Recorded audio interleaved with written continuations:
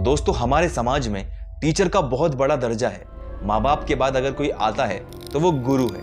लेकिन क्या हो कि अगर एक टीचर ही सीरियल किलर बन जाए?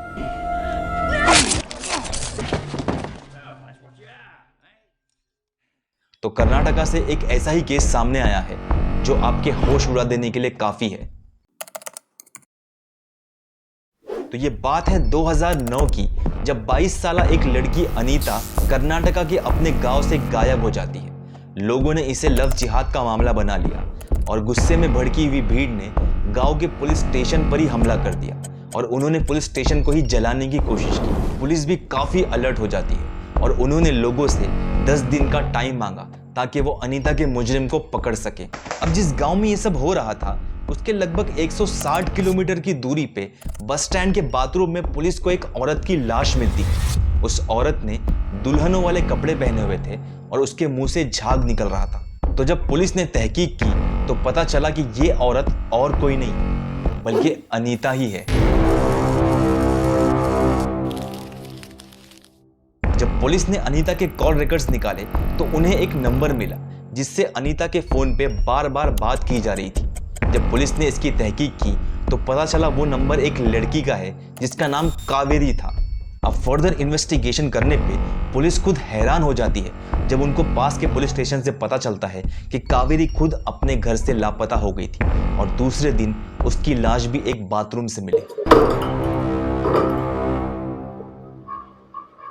जब कावेरी के कॉल रिकॉर्ड्स निकाले गए तो उसके अंदर भी एक ऐसी लड़की का नंबर मिला जिससे कावेरी की लगातार बात होती थी। लेकिन तहकीक करने पे पता चला कि उस लड़की की लाश भी पुलिस को वैसे ही बाथरूम में मिली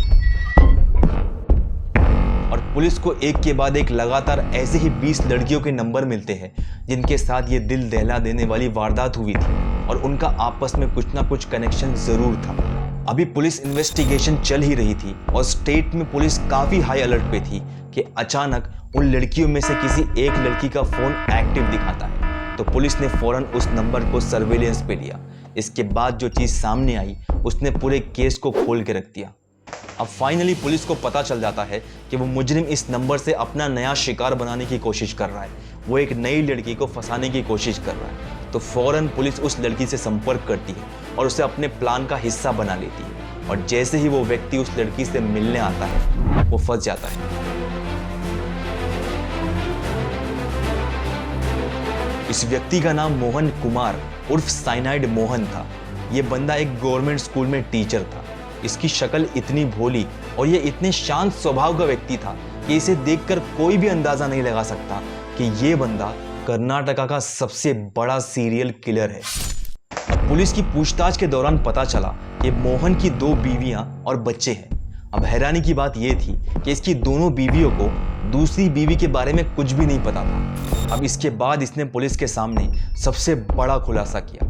इसने बताया कि सिर्फ 20 लड़कियां नहीं बल्कि ऑलमोस्ट 32 औरतों को इसने अपना शिकार बनाया। यानी कि 32 मासूम औरतों को इसने जान से मार दिया और हर वो औरत जिसको इसने मारा था उसका नाम और डिटेल इसने अपनी डायरी में लिख के रखा हुआ था।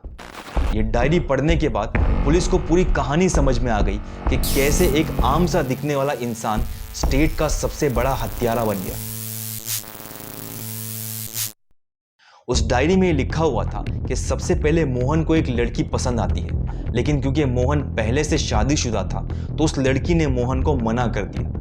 लेकिन इस बेइज्जती का बदला लेने के लिए मोहन ने उस लड़की को नहर में धक्का दे दिया। उस लड़की की किस्मत अच्छी थी कि कुछ मछुआरों ने उसको बचा लिया। इसके बाद मोहन को जेल हो जाती है। जेल से निकलते ही उसको पता चलता है कि इस केस के चलते उसकी गवर्नमेंट जॉब चली गई और अब वो बेरोजगार हो गया है और उसके ऊपर 2 परिवारों की जिम्मेदारी है। अब उसको समझ नहीं आ रहा था कि वो आगे क्या करे। तभी उसे जेल में मिले एक व्यापारी की याद आती है जिसने उसे साइनाइड के बारे में बताया था और तभी उसके दिमाग में एक खुराफाती और खतरनाक प्लान का जन्म होता है। उसने एक केमिकल शॉप से ये बता करके साइनाइड ले लिया कि वो एक सुनार यानी कि ज्वेलर है। उसके बाद शहर के बस स्टॉप्स, मार्केट्स और मॉल्स में वो ऐसी लड़कियों को तलाश करता जिनकी शादी नहीं हो पा रही थी। वो उनसे मुलाकात करता, उनसे दोस्ती करता और उनको बताता कि उसकी एक गवर्नमेंट जॉब है और उन्हें शादी के लिए मना लेता। वो उन लड़कियों से कहता कि उनके घर में जितनी भी ज्वेलरी या कैश रखा हुआ है वो सारा लेकर आ जाओ, हम भागकर शादी कर लेंगे। वो बेचारी लड़कियां शादी के चक्कर में ये सारी चीज़ें कर लेती। वो उनको एक होटल में लेके जाता, उनके साथ एक रात गुजारता और सुबह होने पर शादी करने के लिए मंदिर ले जाने के बहाने से उनको बाहर ले जाता। अब रास्ते में वो उन लड़कियों को कॉन्ट्रासेप्टिव पिल्स देता और उनसे कहता कि मुझे इतने जल्दी बच्चे नहीं चाहिए। वो उनसे कहता कि इन टैबलेट्स को बाथरूम के अंदर जा करके लॉक करके इन टैबलेट्स को खाना।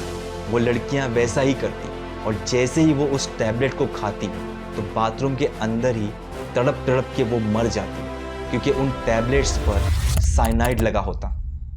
फिर वो रिटर्न होटल जाकर उन लड़कियों के कैश और गहने लेकर वहां से भाग जाता और ऐसे ही वो अपने दोनों परिवार का खर्चा चलाता।